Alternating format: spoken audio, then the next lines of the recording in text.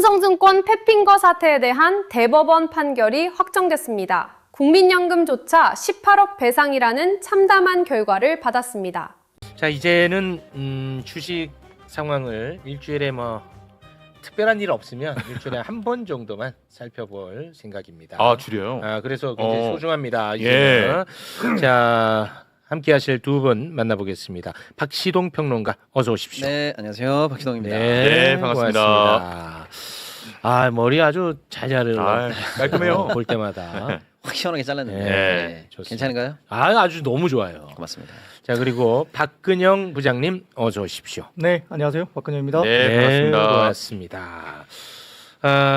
오늘은 어떤 상황인지 그리고 주식시장에 어떤 큰 이슈들이 있는지 정리를 깔끔하게 한번 해주시면 좋을 것 같습니다. 네, 우선 우리 어제 그 미국의 7월 CPI라고 해서 이제 소비자 물가 지수가 발표가 됐는데 네. 이게 높게 나왔으면 이제 금리 인상에 대한 단초가 되니까 그렇지. 중요한 변수였습니다. 물론 PPI가 남아 있긴 한데 PPI도 상대적으로 이렇게 높지 않을 걸로 지금 보이는 상황이고 어제 CPI가 굉장히 좀 예상치에 부합하면서 9월달에 기준금리가 동결 방향으로 한 60%, 그러니까 인상은 한 40%로 확 이제 낮춰졌습니다. 그러니까 기술주나 이런 건 굉장히 좋아지겠죠. 제가 이제 기술주나 대형주들 올라갈 때는 장기물 금리가 좀 빠져야 된다 말씀드렸는데 다행히 좀 안도를 줬습니다. 다행이네. 네, 그러다 보니까 지금 PPI가 아까 말씀드렸지만 이것도 좀 낮게 나올 걸로 오늘 밤에 예상되고 있는데 그래요? 그렇게 되면 좀 안정적인 흐름들이 좀 보일 수 있는 환경은 될 것 같습니다. 금리 악재는 약간 좀 이제 해소가 되는 네, 모양새입니다. 일정 부분 이번에 9월, 10월은 좀 동결이지 않겠나라고 조심스럽게 좀 생각을 하고 있는 상황이고요. 좋습니다. 그러다 보니까 삼성전자가 오늘 4.5%또 올랐고요. 하이닉스는 한 6% 가까이 올랐어요. 어제도 꽤 올랐었잖아요. 예. 어제 급등을 했고 어제 한국의 코스피가 거의 이제 매수 사이드카가 또 나왔었죠. 어제 급등을 해서 그래서 예. 오늘도 장중에 121선 6,830포인트를 잠깐 돌파를 하긴 했는데 종가는 그래도 6,790 정도로 끝나긴 했지만 3% 넘게 이제 시장이 올라왔기 때문에 좀 견조한 모습을 좀 보여줬다 생각이 들고요. 네. 외국인들이 상반기에 160조 원 정도를 팔았는데 어제 또 좀 샀지만 오늘도 외국인들이 현물을 코스피에서 4조 원 정도 때 샀습니다. 꽤 의미가 있죠. 외국인이 좀 들어왔다는 거예요? 네, 천천히 조금씩은 사고 있는 것 같습니다. 그래요? 네, 그래서 그런 부분들도 긍정적이었고요. 네. 그러다 보니까 반도체도 굉장히 좋았고, 그다음에 SK 스퀘어 9.18% 급등을 했고요. 그 외에도 삼성 전기가 13% 올랐고요. LG 이노텍 이런 쪽도 좋았는데. 네. 이게 삼성전기 좋다는 건 알았는데 이게 참 이게 지금 너무 많이 몰려 있다 보니까 새롭게 들어갈 수가 없어요 지금. 그것도 무서워서 손이 잘 안 나가죠. 예. 많이 오르기도 했었어요 작년에. 근데 이제 삼성전기 같은 경우는 이제 모건 스탠리가 삼성전자를 탑픽으로 잡고 있다가 이제 탑픽은 삼성전기로 옮긴다는 말을 했습니다. 모건 스탠리? 네. 걔네들 말은 안 들어요 저는. 네, 그렇기도 했고요. 네. 두 번째로는 이제 얼마 전에 말했던 그 시츄에이셔널 어웨이크니스, 그 레오폴드 아센브레너인가요? 네. 이제 마질콜 당해가지고 재산을 많이 날렸잖아요. 그 친구가 아직은 돈이 좀 많은가 봐요. 그래서 이제 일본에 있는 다이오 유덴이라는 MLCC 관련된 기판 업체를 또 이제 매수를 했다 이야기도 나오면서 그런 것들이 겹쳐지고 또 최근에 MLCC 가격도 계속 올라가는 분위기이기 때문에 분위기가 굉장히 좋다라고 생각하면서 삼성전기가 오늘 급등을 보이는 MLCC 관련주가 또 좋기도 했고 그래서 전선과 전력 설비 변압기 이쪽도 같이 AI 밸류 체인이기 때문에 상당히 좋은 모습을 보여주기도 했다 있는 겁니다. 네. 근데 오늘 이제 이런 그 IT들이 좋았던 이유는 아마 이런 이유가 좀 있는 것 같습니다. 지금 10번 표를 좀 한번 장표를 보여주시면 최근에 그 코어웨이브나 그다음에 슈퍼 마이크로 컴퓨터 그다음에 네비우스 이런 AI 관련된 종목들이 급등을 나타내고 있는데 지금 보여드리는 것은 이제 지금 코어웨이브에 관련된 자료거든요. 코어웨이브는 또 뭐예요? 초면이네 또 코어웨이브는. 네, AI 그 사업을 영위하고 있는 회사라고 생각하시면 될 것 같고요. 이제 예를 들어서 슈퍼 마이크로 컴퓨터나 그다음에 아까 말씀드렸던 그 네비우스 이런 회사들은 네비우스 같은 경우는 이제 예를 들어서 컴퓨팅 파워를 이렇게 임대해주는 그런 사업도 하기도 하고 본인들도 이렇게 메모리를 많이 사가지고 컴퓨팅 파워를 갖고 있다가 다른 사람들한테 이제 임대 사업을 하기도 하고 그런 회사거든요. 그런 회사들 보시면 아까 표를 보시면은 지금 수주 잔고 총액이요. 지금 지난 4분기 대비 1분기에 이번에 한 분기 만에 558%나 수주 잔고가 늘어나고 있는 게 보이고 그다음 제일 중요한 것은 뭐냐면 A100이라는 2020년도에 나왔던 A100이라는 GPU가 있어요. 예. 엔비디아 GPU가.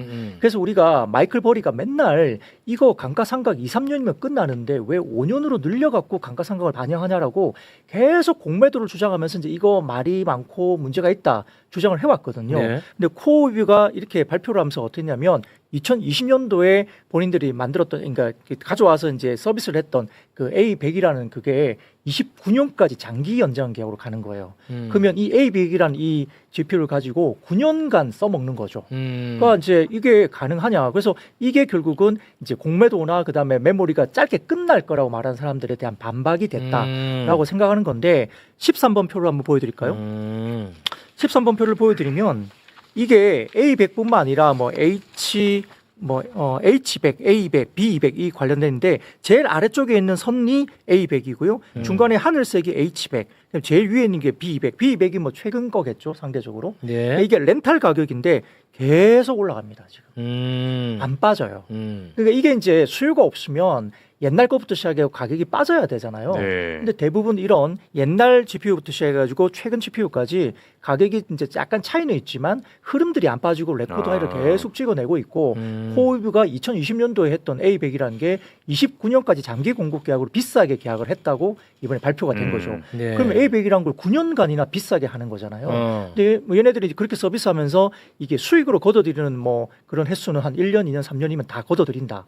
나머지는 다 이제 수익으로 들어오는 거죠. 아, 남는 장사. 예, 예. 그러니까 장기로 가면서 이게 가격이 안 떨어지는 걸 코어위뷰가 보여줬다. 이것 때문에 이제 메모리 반도체가 좀 편안하게 네. 올라간 그런 배경으로 볼 수가 있습니다. 네. 자, 근데 수급적으로 좀 지켜보자면 11번 표를 한번 볼까요? 7번. 네. 자, 저렇게 막 이제 팔고 있고요. 이거는 그 반도체에 대한 외국인의 순매수인데 계속 마이너스니까 어떻습니까? 상반기 내내 계속 팔아잡힌 거예요. 아, 반도체 관련 종목. 네네네. 관련대를 계속 팔았습니다. 계속 팔았어 이놈들이. 예, 예. 엄청나게 팔았어요. 근데 지금 이제 고개를 살짝 들고 있죠. 아, 살짝 끝에. 들려고 하네. 예, 예. 아이고. 예, 그래서 이제 뭐 어제 같은 경우는 뭐 사우디 국부 펀드가 뭐 삼성전자 하이닉스를 살 수도 있다더라. 그다음에 그 싱가포르의 테마섹이 뭐 산다고 뭔가를 한대더라 이런 뉴스가 나오기도 했어요. 네. 근데 이제 그 부분은 약간 문제는 좀 있습니다. 뭐 팩트 체크를 좀 하면 그 싱가포르의 테마섹이 산다는 것은 사실 팩트가 좀 틀린 기사입니다. 아, 그래요? 네네네. 그게 어제 좀 이야기가 됐나요? 예, 여기서도 됐는데. 아, 됐나요? 예, 근데 근데 박시동도 자기 방송에서 그 얘기하고 있던데. 근데- 싱가포르의 그 테마섹이 네네. 하이닉스 들어온다고. 네, 근데 그게 아시아 경제 쪽에서 언론에서 최초가 보도가 됐는데요. 미국의 CNBC 보도에 따라서 그 싱가포르 테마섹 관련해서 운용 쪽에서는요, 그거 사실이 아니라고 어제 발표가 나왔어요. 아, 그래요? 네, 이제 그게 뭐냐면 실질적으로는 테마섹 쪽에서는 한국 정부의 부처와 금융당국과 투자 타임라인이나 집행 방식을 두고 협의하거나 조언을 구한 바가 전혀 없다. CNBC를 통해서 이야기를 했고요. 두 번째, 이번에 새로 들어오는 신규 투자는 신규가 아니고 그래서 삼성전자 하이닉스를 살 수는 있는데 네. 신규 투자는 아니고 이미 2년 전에 삼성전자와 하이닉스 지분을 포트폴리오에 계속 담아서 보유하고 있다. 2년 전부터. 2년 전부터. 예, 어제 기사는 처음 이제 산다고 그랬거든요. 아. 예, 그게 팩트가 아니고 세 번째, 테마섹의 첫 한국 증시 직접 진입이라는 루머 역시 거짓말이라는 거고요. 네 번째, 테마섹은 과거에 셀트리온이나 현대자동차나 포스코 이런 다양한 기업들에 대해서 장기적으로 꾸준히 자본 투자를 집행해 온 경험이 있다. 그러니까 어제 기사는 좀 이제 잘못된 기사죠. 그 어디에요, 그 언론사? 어제 아시아 경제 쪽인가요? 거기서 나온 거죠. 아, 이거 좀 진지하게 합시다. 그거 좀 신중하게. 그래서 그런 기사 나오니까 이제 테마섹 쪽에서의 어떤 담당자가 이제 CNBC 쪽으로 이제 인터뷰를 해서 아, 미국 쪽에서 그게 어제 바로 잡았군요. 바로 잡았죠. 아니다. 네, 그렇긴 하지만 테마섹이나 아니면 사우디 국부 펀드들은 지금 반도체를 좀 사볼 만한 돈이는 충분하죠. 네. 밸류라든지 그다음에 최근에 여러 가지 마진콜을 통해서 디레버리징, 그러니까 엄청나게 레버리지를 일으켜서 돈을 빌려서 했던 것들이 한번 털렸잖아요. 네. 그러면 이제 저점에서 한번 사볼 만하다라고 생각할 수 있고 네. 또 실적이나 이런 것들도 괜찮기 때문에 국부 펀드가 들어온다면 국부 펀드는 헤지 펀드하고 달라서 헤지 펀드는 샀다 팔았다 이렇게 하거든요. 근데 국부 펀드는 꾸준하게 계속 일정 기간 동안 삽니다. 네. 그런 게 만약에 들어오면 정말 좀 호재가 될 수 있다 아. 볼 수도 있는 거고요. 이제 우리가 지금 생각하고 있는 그 이제 배당이 제일 중요하잖아요. 주주환원. 네, 어제 어떻게 KB증권에서 3개년간 많게는 700조 원 정도를 삼성전자가 배당을 할 수도 있다라는 리포트가 어제 나왔죠. 삼성전자에 삼성전자가 네네. 앞으로 3년간 700조 정도의 700조? 예, 네. 그 정도의 뭐 주주환원을 할 수 있다는 KB증권 역시 이제 국민증권인가요? 와, 네. 국민주권이네. 예, 그렇게 해서 이제 그런 좀 약간 적극적인 리포트가 나오기도 했고요. 예, 그래서 이제 이게 그렇다면 배당률로 봐서는 7에서 14%, 15% 정도 됩니다.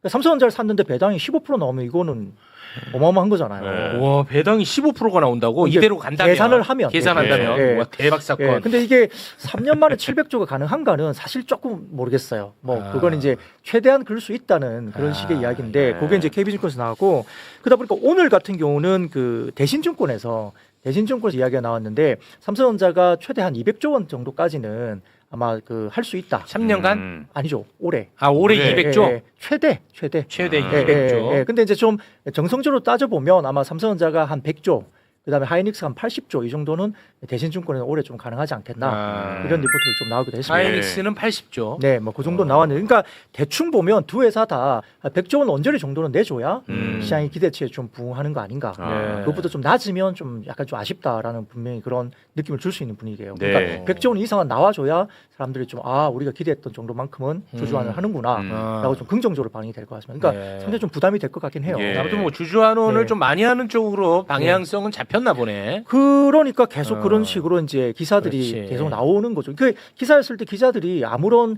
그런 컨센서스 없이 혼자서 소설 쓸 수는 없잖아요. 네. 그리고 리포트도 애널리스트들이 아무런 그거 없이 그냥 소설같이 그냥 막 쓸 수는 없거든요. 예. 네, 그런 것들은 조금 우리가 좀 기대해 볼 만하다는데 뭐 일단 나와봐야 아는 거니까. 그렇습니다. 이거 개인 투자자분들이 목소리를 많이 내줘야 돼요. 그리고 관련 법도 만들어갖고 네. 주주환원 어디까지 안 하면 바로 현행범 체포 이런 식으로 가줘야 돼. 그래야 대한민국 주식시장이 정상화돼. 네, 맞습니다.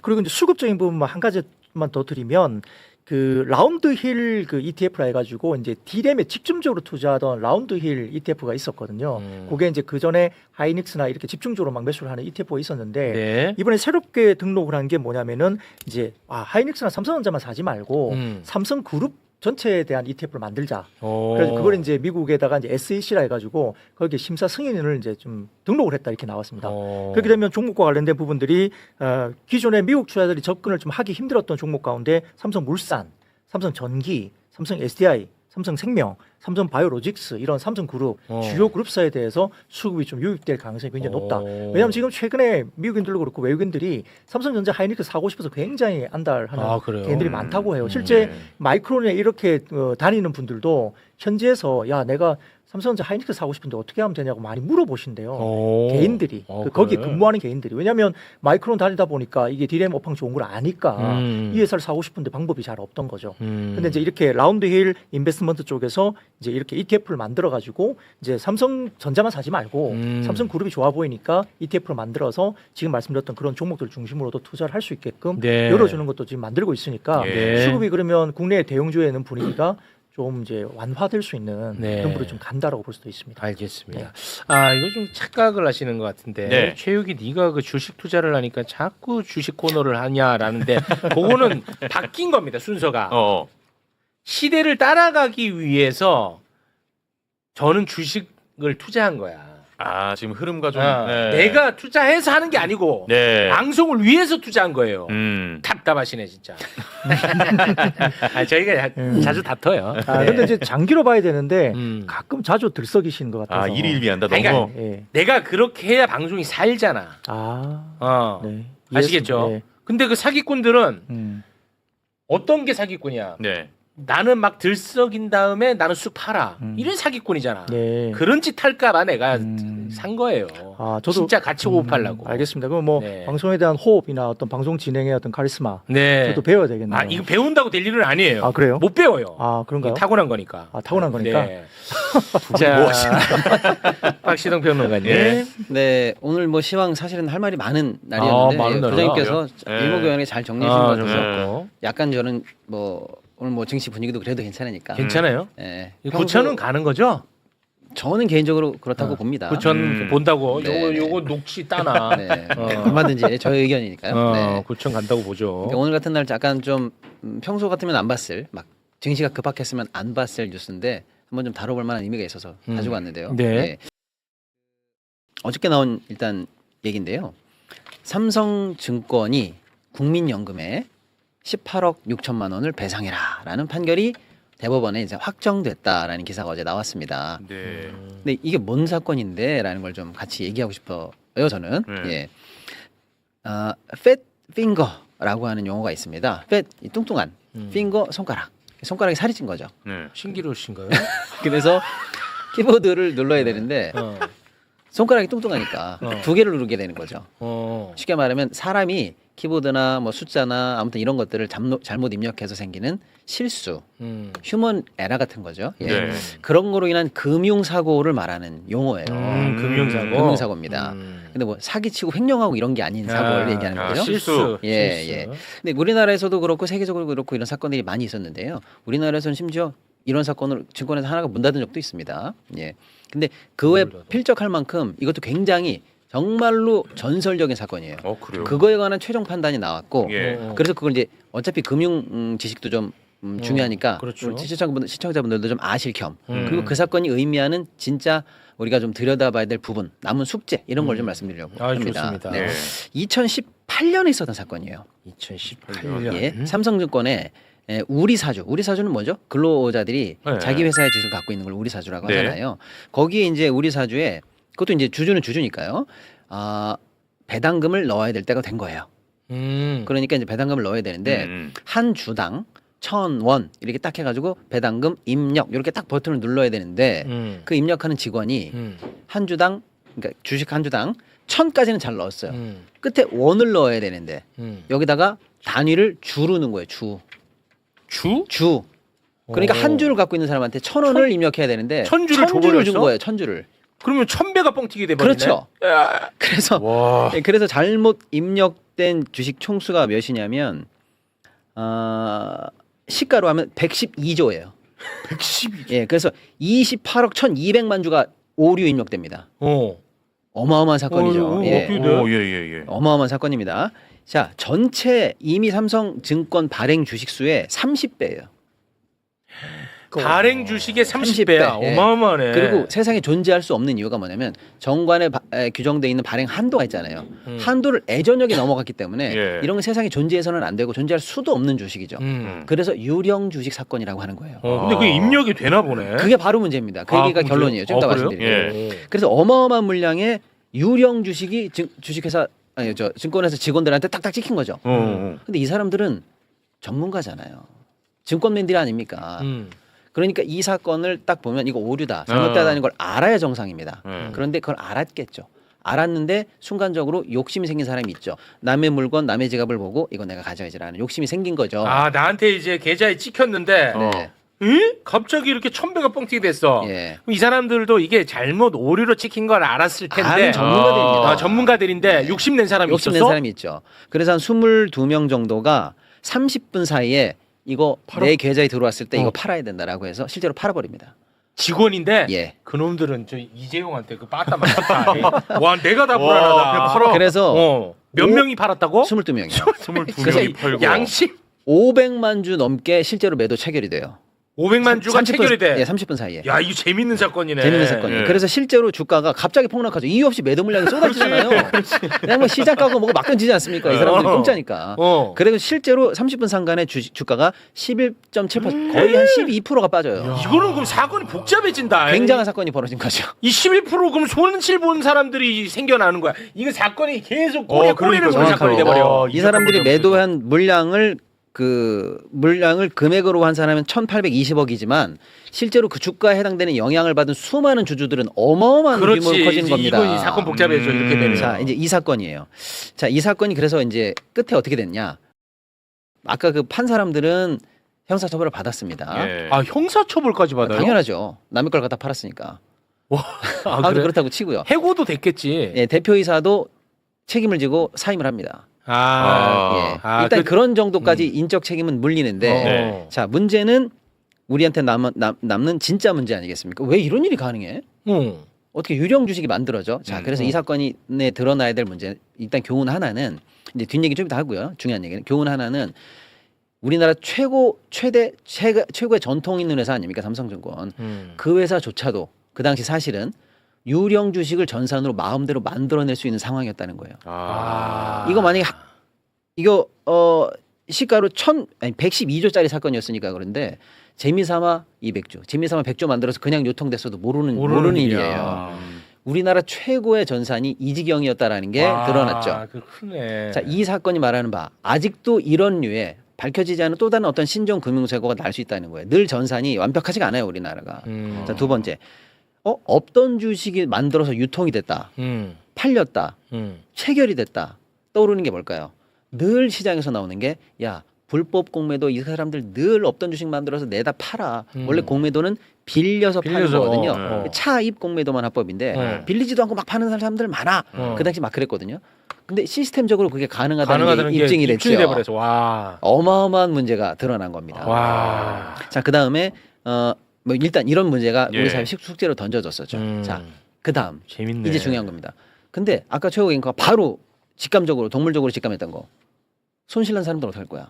내 주가 손해본 사람들 난데없이 자, 그런 사람들이 이제 드디어 내 돈 물어내라라고 하는 소송이 들어갑니다. 네. 자, 그중에 다른 건 다 필요 없고요. 국민연금도 어마어마한 큰 손 아닙니까? 국민연금 우리나라 주식 웬만한 거 다 최대 주주급이 돼 있으니까요. 그래서 국민연금이 나도 이 이상거래 때문에 주가가 떨어져서 손실을 봤다라고 해서 299억을 물어내라라고 삼성증권을 상대로 소송을 겁니다. 아, 그랬어. 예, 대충 300억이라고 할게요. 계산하기 힘드니까 300억 손해봤다라고 소송을 거는데 어저께 판결이 난 겁니다. 그런데 어저께. 18억만 물어줘라. 18억 6천인데 계산하기 쉽게 18억만 물어줘라라고 하는 소송이 어제 판결이 확정된 겁니다. 왜? 간극이 너무 크죠. 너무 큰데? 300억 물어내라 했더니 18억만 물어줘라. 이 얘기를 드리는 거예요. 국민연금은 당시에 뭐 얼마를 갖고 있고 뭐 어떻게 됐고 이런 걸 다 입증을 해서 얘기를 했습니다. 근데 판결의 논리의 핵심만 말씀드릴게요. 삼성증권의 일부 직원들이 오류를 냈다. 그리고 판 사람들은 또 일탈 행위가 있었다. 개인적 일탈 행위가 있었다. 자, 그럼 이게 개인적 행위일까요? 회사 책임일까요? 회사가 사용자 책임을 지는 사건이 있고 아닌 사건이 있죠. 무슨 말씀인지 아시겠죠? 네. 그래서 일단은 사용자 책임은 인정했어요. 법원에서. 이건 회사가 잘못한 일이지. 네. 개인 하나하나한테 우리가 수백 조를 물어내라 이럴 수는 없는 사건이지. 시스템 문제 아니야. 아까 그래서 우리가 시스템을 얘기한 겁니다. 네네. 라고 사용자 책임은 인정했는데 네. 그러면 사용자가 전부 다 손해를 책임져야 될 거 아니에요. 네. 그런데 여기서 법원이 삼성에게 유리한 논리를 갖다 댑니다. 이렇게 얘기해요. 일부 개인의 오류, 그 다음에 욕심에 매도한 개인들의 오류가 욕심이 일탈이 복합된 사건인데 이 사건을 회사에게 오로지 전적으로 책임지우기에는 회사에게 가혹하다. 이게 논리예요.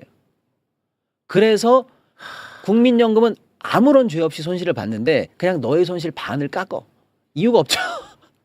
손해를 100% 본 사람이 아무 과실이 없는데 손해를 만든 사람에게 가혹하다라는 이유로 그냥 절반이 깎입니다.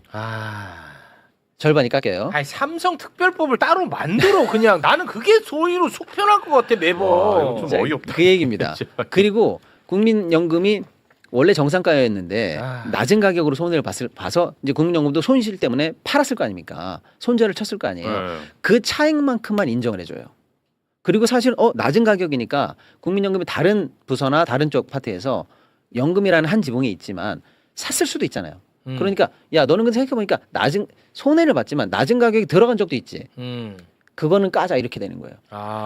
이 거래 때문에 본 손실을 얘기 안 하고 종합적으로 손실을 따져서 막 상계를 해줍니다. 그런데 이게 왜 문제냐? 국민연금은 국민 돈이잖아요. 국민 돈이잖아. 그런데 지금 여기 국민을 생각하는 판결이 어디 있습니까? 그러네. 없죠. 갑자기 삼성증권에게 책임을 다물리는 건 가혹하다라는 이유로 상계, 깔 거 이거저거 다 해서 결국에는 18억만 물어줘라고 마침표가 찍혔다는 거예요. 대법원 선고죠? 예, 어저께 대법원으로 끝났습니다. 이 사건이 국민한테 끝났어요. 가혹하다.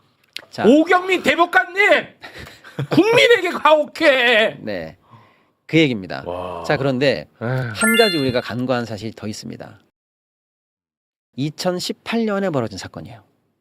오늘은 2026년입니다. 거의 한 10년 만에 나오네. 예, 거의 10년이죠. 8년 넘어서 10년, 네. 만 8년이 넘었습니다. 10년 만에 사건이 결정됐어요. 예, 종결됐습니다. 여기 원고가 국민연금이에요.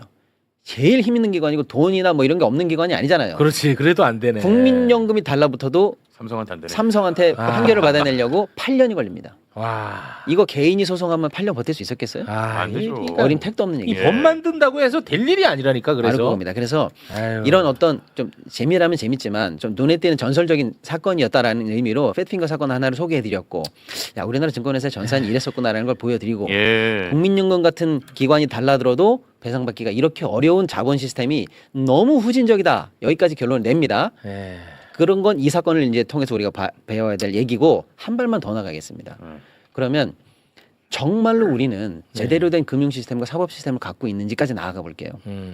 자, 천하의 국민연금이 달라들어도 국민연금하고 싸워서 10년 질질 끌면은 예, 손해액의 뭐 5%, 95%가 날아가요. 날라가. 그러니까 개인 하나하나가 회사를 상대로 대기업을 상대로 달라드는 거, 증권회사 증권 관련 범죄로 달라드는 거 불가능. 전혀 무서워하지 않습니다. 그렇죠. 그 개인 하나 말려 죽이는 건 일도 아닙니다. 일도 아니야. 그래서 그 개인 소송은 전혀 무서워하지 않기 때문에 그렇지. 그걸 조금 무섭게 하기 위해서 증권 관련한 집단 소송 제도가 들어왔습니다. 2005년에 들어왔어요, 우리나라에. 네. 그런 제도가 있는 나라예요, 지금 우리가. 오. 그러면 야 이제 그런 법에 기대서 우리가 하면 되지라고들 생각하시는데 네. 그게 아니라는 말씀을 드리려고 하는 겁니다. 왜? 2005년에 소송이 들어왔어요. 소송 제도가. 그건 뭐냐면 한 사람이 소송해도 동일한 피해 입은 사람에게 전부 다 책임지게 하는 소송이에요. 그러니까 이게 한 소송이 아닌 한 명을 말려 죽인다고 될 문제가 아닌 거예요. 네. 좀 무섭죠. 자, 그래서 그런 제도가 있는 나라다고 생각하지만 속살을 열어보면 그렇지가 않아요. 자, 증권 관련한 집단 소송을 하려고 보면 요건이 너무 까다로워요. 첫째, 회사가 수많은 범죄를 잘못한 것들, 투자자에게 손실을 보게 했던 그 수많은 얘기들은 얼마나 많은 행위의 태양들이 있겠습니까? 그런데 딱 4가지만 소송할 수 있게 해놨어요. 아, 줄여놨구나. 네, 쉽게 말씀드리면 사람이 저지를 수 있는 범죄가 수백 가지인데 어. 4가지 범죄, 뭐 살인, 강도, 강간, 뭐 요거만 처벌한다라는 식으로 누가 봐도 처벌될 수밖에 없는 딱 떨어진 4가지 사유만 해놨습니다. 네. 자, 둘째, 그거라도 내가 소송을 해보려면 자격이 까다로워요. 최소한 50명 이상을 모아야 되고요. 전체 총 발행 주식의 10,000분의 1을 모아야 됩니다. 작은 회사는 10,000분의 1 모을 수 있죠. 삼성 같은 회사 10,000분의 1 모을 수 있어요? 못 모아요. 힘들어요. 예. 못 모아. 못 모아. 그러니까 큰 회사로 갈수록 소송이 어려워져요. 아, 큰 회사 대기업. 대기업으로 갈수록 소송이 네. 어려워져요. 이건 안 돼. 자, 그다음에 그걸 해냈다고 아, 쳐. 지금 자꾸 해냈다고 쳐보세요. 모았어. 네, 해냈다고 쳐. 요건에 해당되는 거 겨우 찾았고 네. 10,000분의 1을 어거지로 모았습니다. 그러면 우리 소송 좀 맡아줘라고 이제 정말 유능한 변호사들을 딱 해야 소송이 잘 될 거 아닙니까? 네. 요거를 못하게 해놨어요. 그래서 중요한 로펌이 이런 증권 관련 집단 소송을 3년에 3건 이상 못하게 해놨습니다. 나 세상에 이런 거 처음 봐요. 예를 들어서 내가 돈이 많아. 김현장 쓰겠어. 뭐 화우 쓰겠어. 세종 쓰겠어. 못 써요. 걔네들은 3년에 3건 이상을 했을 가능성이 많아요. 이해되세요? 돈이 있어도 유능한 변호사를 못 구해요. 못 구해. 못 구합니다. 자, 그런데 어거지로 구해냈다고 쳐요. 그래서 내가 이제 드디어 소송을 합니다라고 소장을 내요. 냅니다.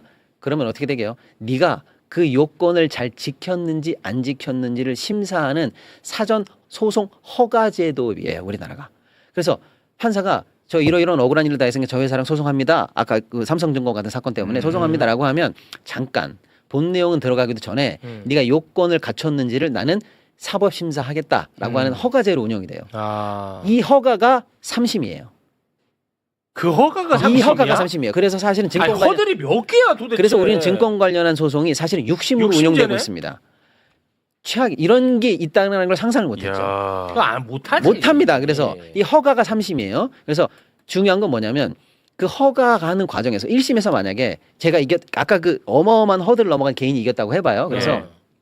소송 요건 충족했다라고 방망이 치는 순간 바로 큰 회사들이 뭐라 그러겠어요? 항고하겠죠. 재항고하겠죠. 당연하지. 그러는 순간 바로 절차가 또 멈춰요. 이게 세계 최초입니다. 우리나라밖에 없어요. 뭐냐면 이 절차에 대해서 항고하는 순간 본안으로 넘어가지 못하는 나라가 우리나라밖에 없어요. 그러니까 무조건 사전 절차 가지고 시간을 끌 수 있도록 해주는 나라예요. 야, 못해. 자, 그래서 2005년에 이 제도가 들어왔는데 처음으로 본안까지 넘어가서 대법원 판결을 받은 게 2020년이에요. 15년간 아무도 대법원을 법원을 넘어가지 못했어요. 아, 그래서 네, 그러니까 웃기는 나라라는 거예요. 아. 네. 2005년에 만든 제도인데 2020년에 첫 허들을 넘긴 사건이 생겼어. 네, 대법원까지 간 사건 처음 나왔어요. 아, 이 2005년에 이 법 만든 놈 이거 무조건 잡아 오늘부터. 바로 그겁니다. 네. 자, 그래서 예를 들어서 대표적인 사건 하나만 말씀드리면 안 된다니까. 그래서 이제 아무튼 넘어가요. 그래서 이제 대법원을 넘어가면 그러니까 보통은 어떻게 되냐면 소송하는데 여러 허들로 사람 힘들게 하죠. 그래서 소송 허가 관련해서 또한 시간을 많이 끌게 하죠. 이게 보통 6년 이상 걸립니다. 근데 그게 힘든 것만 있는 게 아니고 그게 다 비용이에요. 비용이죠. 당연하죠. 예. 그러니까 내가 입은 작은 손해가 있으면 이거 못 버팁니다. 못 버텨요. 억울해서라도 가보겠지 하는데 비용이 점점 커지고 못해. 시간이 점점 안 커지고요. 되죠. 소송해본 사람은 알지만 한두 개 소송만 아이, 걸려도 못해요. 피가 말라요. 예. 전 재산이 걸려있는 피해가 걸린 소송을 하다 보면 많은 분들이 그래서 중도 탈락하고 돌아가시고 아유, 끝까지 떨어지겠다, 다 이거. 나가 떨어집니다. 예. 그래서 실제로 이거는 약간 통계가 틀릴 수 있지만 제가 한 2년 전에 진짜 조사해봤을 때는 사전 절차 넘어가서 본안 넘어가서 대법원 판결 받은 게 10개 내외예요. 와. 우리나라 같은 이 나라에서 전체를 다 합쳐봐요. 11개인가밖에 안 돼요. 대표적인 사건 하나만 말씀드려 볼게요. 동양종금 CP 발행 사건이 있는데요. 동양종금 증권이라고 해서 그 당시만 해도 증권회사의 부장님 아시겠지만 사관학교라고 할 정도로 사실은 명성 있는 회사입니다. 근데 동양그룹 안에 있잖아요. 근데 동양그룹 사실은 그 안에 부도가 났습니다. 그래서 동양종금이 자기네 그룹, 동양그룹 CP 기업 어음을 수익률이 좋다라고 매장에서 팔은 사건이에요. 팔았어. 그럼 투자자들이 뭐라고 그랬어요? 이거 수익률 좋아요? 너무 좋아요. 야, 그런데 이거 부도 나면 꽝이잖아. 당연하죠. 그게 위험한 거죠. 하지만 이 회사 부도 안 납니다. 자금 탄탄하고요. 우리 그룹사 아닙니까? 그룹사. 우리가 다 보증합니다. 우리가 제일 잘하는 회사 아닙니까? 라고 해서 팔았던 사건이에요. 얼마나 많이 팔렸냐면 조 단위로 팔립니다. 실제 피해가요. 피해자가 한 4만 명이 넘어가는 사건이에요. 그러니까 엄청난 사건이에요. 그래서 실제로 이 대표는 사기로 처벌을 받아요. 유죄로. 이 CP가 이거 거의 사기 발행 아니냐라는 식으로.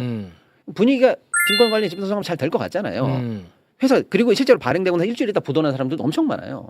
그러니까 거의 임박한 부도 위험을 안고도 계속 팔고 있었던 사건이에요. 이게 6년 넘어서 본안까지 가서 대법원 판결이 얼마 전이라는 건 금명간이면 한 1년 됐나? 금명간에 난 사건이 가장 유명한 사건입니다. 거의 8년 9년 끌어서 최종 판결 어떻게 나올게요? 예. 원고 전부 패소 판결 나옵니다. 패소? 예. 그러니까 나 피해봤어요라고 한 집단 소송 원고들이 전부 패소당해요. 왜 그 사람 형사처벌 받았다며?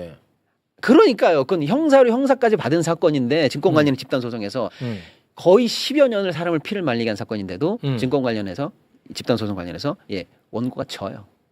근데 그 어음이 부도가 났어요. 났죠. 그럼- 유명한 사건이에요. 아까 그 페핑거 그럼 사건. 금전적으로 손해를 엄청 많이 본 사람들이 본 소송을 사건. 걸었겠네. 그 얘기입니다. 근데 그게 졌어? 졌어요. 그러니까 허들 넘기도 어렵고, 그러니까 사전 절차 넘기도 어렵고, 본안 가기도 어렵고, 본안에서도 상대편이 우리나라 넘어가거나 이렇게 최고의 로펌이 붙어서 결국에는 사건을 이렇게 해갖고 원고들이 피를 말리고 보상 하나 못 받고 끝난 사건이에요. 자, 삼성증권의 페핑거 사건에서 여러분께 제가 꼭 말씀드릴 이 교훈은 국민연금이 달라들어도 8년 걸린다는 거고 와, 배상액이 이렇게 후려쳐진다는 건데 앞으로는 괜찮겠지라고 생각하시죠? 하지만 이런 제도가 지금도 살아있다라는 거예요. 안 돼. 이 제도가 엄히 존재해야 사실은 증권 관련한 다양한 집단적 범죄들이 안 일어나고 우리 시장이 건전화되죠. 안 된다니까. 여기까지 가야 이 사건의 진짜 교훈입니다. 그래서 네네네. 우리가 뭐 상법 개정하고 막 그래도 네. 이 결국은 법은 개정을 했어. 근데 결국은 이거는 사법부에서 판단할 텐데 그렇죠. 과연 이걸 제대로 판단할 거냐 우리가 이 만들어질 때부터 걱정했던 부분이었는데 맞습니다. 이 지경이라는 거야. 알았지? 완전 이거 기업 건들지 마 이런 법이네요, 진짜. 기업을 완전히 그냥 근데 이 말씀 은 제가 평소에 철통. 꼭 드리고 싶었는데 마침 드릴 수 있는 연결고리가 있는 사건이 나왔기 때문에 나왔어. 네. 지금 한번 우리 매부쇼를 통해서 알려드리고 지금 우리가 상법 개정 1, 2, 3차까지 오다가 잠시 지금 또 이제 뭐 정치적인 예. 것 때문에 잠깐 스톱돼 있는데요. 모든 게 수답돼 있죠. 이제 하반기 들어가서 어쨌거나 다시 재가동 될 거 아니겠습니까? 예. 주가누르기 방지법은 이제 바로 제일 먼저 나올 것 같습니다. 그렇습니다. 근데 그 상법 개정 순서 안에 요것도 들어가 있어요. 좀 내용이 어려운데 예를 들면 이런 거예요. 이게 들어가 그러니까 있어. 이것도 다 들어가 있는 것도 아니에요. 일부가 뭐가 들어가 있냐면 이렇게 힘들게 소송을 하려고 해도 회사의 악의적인 회계 조작이나 이런 걸 찾아내야 되잖아요. 원고가 보통 개인들이 어떻게 찾아요? 못 찾아. 못 찾죠. 네. 그래서 미국은 디스커버리 제도라고 해서 네가 갖고 있는 증거를 정보를 다 지금 다 한 번에 오픈하고 시작한다. 이런 제도가 있거든요. 요건 상법 개정안에 추진하는 그 민주당 그 프로세스 안에 들어가 있어요. 근데 그거 하나 들어가 있어요. 근데 예를 들어서 이제 그때 그 내용이 나오면 이게 뭔 내용이 하실까봐 오늘 미리 좀 네, 말씀드리겠습니다. 알겠습니다. 근데 유익한데 조금 절망적이야. 알면 못 살아요. 알면 못 살아. 사람이 알면 다 열사가 돼야 돼. 맞습니다. 미치겠습니다, 진짜. 이 부조리함이 너무 많아가지고 참 힘듭니다. 이런 거 하면은 또 이게 대기업 광고가 안 붙어요. 아유, 그런 거 뭐 생각하고 해요, 그냥. 그러면 나는 땅 파서 자식 너는 양파 막 껍질차 있잖아. 양파 껍질차. 기분 좋게 대단히 갑니다. 고맙습니다. 두 분 대단히 고맙습니다. 네, 감사합니다. 천하의 국민연금이 10년을 싸워도 고작 청구액의 6% 남짓한 18억 원을 받아내는 게 대한민국 자본시장의 현실입니다. 이런 기울어진 운동장에서 대체 어떤 개인 투자자가 대기업을 상대로 권리를 찾을 수 있겠습니까? 잘못을 저질러도 대형 모펌 끼고 시간만 끌면 솜방망이 처벌로 끝나는 낡은 금융 시스템. 이제는 핑계대지 말고 뿌리째 뜯어 고쳐야 할 때거든요.